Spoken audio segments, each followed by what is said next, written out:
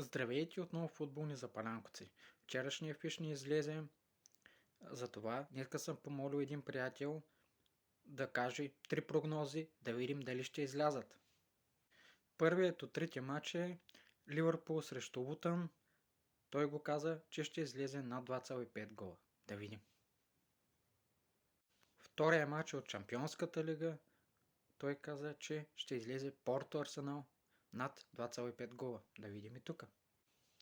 Третия матч, който каза, е за моя отбор, че ще излезе Наполи срещу Барселона, гол-гол. Да видим и тук дали ще му се получат. Ето го и общия коефициент, който е много добър, 4,37. Пожелавам му да ги хвани и да видим. Преди да сложа край на клипчето, искам да кажа да последвате моя приятел, който се пише спомени от миналото. Той има страхотни клипчета, които трябва да изгледате и да харесате, защото той е уникален.